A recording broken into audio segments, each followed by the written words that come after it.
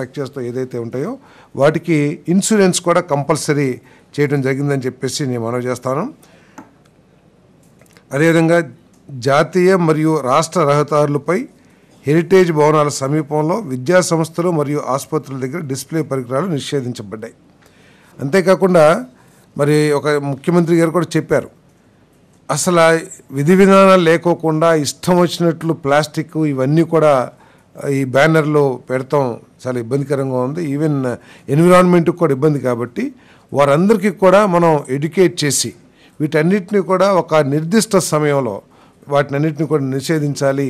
ఏదైతే ఎన్విరాన్మెంట్ ఫ్రెండ్లీగా ఉంటాయో వాటినే చేయాలి. తర్వాత అవసరం వచ్చిన చోట్ల చేయాలి తప్పితే అదేదో మన సెల్ఫ్ దీనికోసం ప్రచారం కోసం లేకపోతే అటువంటివన్నీ కూడా తగ్గించాలి. దానికోసం ప్రయత్నం చేయమని చెప్పేసి కూడా చెప్పడం జరిగిందని చెప్పేసి మనం చేస్తాం. నిర్మాణ కాలంలో ఖాళీ భూమి యొక్క పన్నుపై 50% మినహాయింపు ఇచ్చేందుకు మున్సిపాలిటీల చట్టం 1965 మరియు మున్సిపల్ కార్పొరేషన్ చట్టం 1955లకు సవరణలు చేస్తూ GOMS నెంబర్ 198 MAUD డేటెడ్ 24/11/2020 కింద జారీ చేసిన levy and assessment of property tax రూల్స్లోని రూల్ 71 కింద చేర్చబడిన నిబంధనల ప్రకారం డ్రాఫ్ట్ బిల్లుకు ఆమోదం ఇచ్చే ప్రతిపాదనకు రాష్ట్ర మంత్రిమండలి ఆమోదం తెలిపింది. మనందరికీ తెలిసిందే, మున్సిపల్ కార్పొరేషన్లో కానీ మున్సిపాలిటీలో కానీ ఖాళీ స్థలాలు ఉంటే వాటి మీద వేకెంట్ ల్యాండ్ ట్యాక్స్ వేస్తాం తెలిసిందే. పర్మిషన్స్ పొంది నిర్మాణం చేసిన తర్వాత కూడా ఈ వేకెంట్ ల్యాండ్ ట్యాక్స్ను వసూలు చేసుకుంటానికి గతంలో నిబంధనలు ఉన్నాయి. మరి ఈ బిల్డర్స్ అందరూ కూడా ఎవరైతే పర్మిషన్తో బిల్డింగ్ కన్స్ట్రక్షన్ చేస్తూ ఉంటారో వాళ్ళందరూ ప్రభుత్వానికి రిప్రజెంట్ చేసి మేము ఆ వేకెంట్ ల్యాండ్ని వినియోగంలోకి తీసుకొస్తా ఉన్నాము, ఈ కన్స్ట్రక్షన్ సమయంలో కనీసం 50%కి తగ్గించమని చెప్పారు. ఒకవేళ మేము బిల్డింగ్ని పూర్తి చేయకోకుండా అదేవిధంగా అట్టుపెట్టేస్తే అప్పుడు నిర్ణయం తీసుకోండి అని చెప్పేసి కొంత రిప్రజెంటేషన్ ప్రభుత్వానికి రావటం, దాన్ని పరిశీలించి నిర్మాణంలో నిర్దిష్ట సమయంలో పూర్తి చేసే నిర్మాణానికి సమయంలో ఈ 50% ట్యాక్స్ లెవీ చేస్తాం. ఆఫ్టర్ కంప్లీషన్ తర్వాత అసలు వేకెంట్ ల్యాండ్ ట్యాక్స్ ఉండదు కదా. వేకెంట్ ల్యాండ్ కన్స్ట్రక్షన్లో ఉండగా కన్స్ట్రక్షన్ జరుగుతుంటే పర్లా ఏదో ఒక పావు వంతు కన్స్ట్రక్షన్ చేసి ఒక 20 సంవత్సరాలు పెడతానంటే కూడా కుదరదు. అది ఏదైతే నిర్దిష్ట సమయం ఉందో అవి దాంట్లో పూర్తి చేయాలి.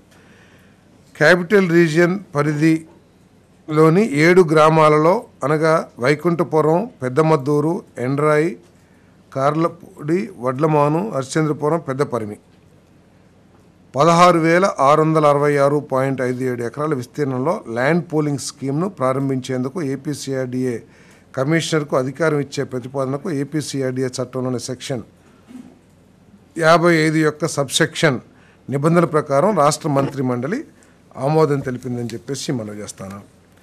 మరి మనందరికీ తెలిసిందే,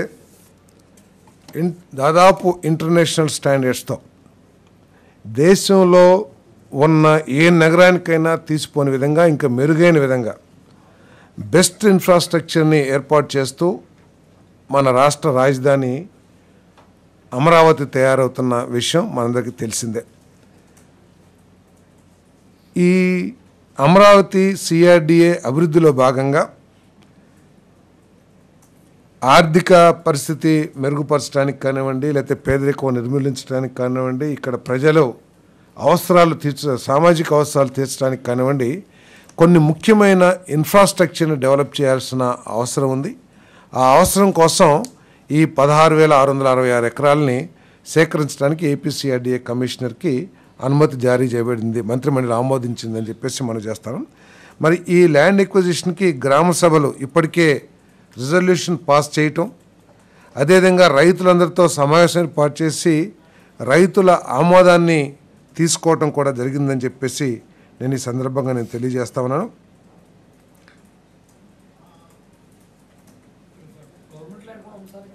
దీంట్లో కొంత ఉంది, ఇది కాదు అంటే ఈ 16,000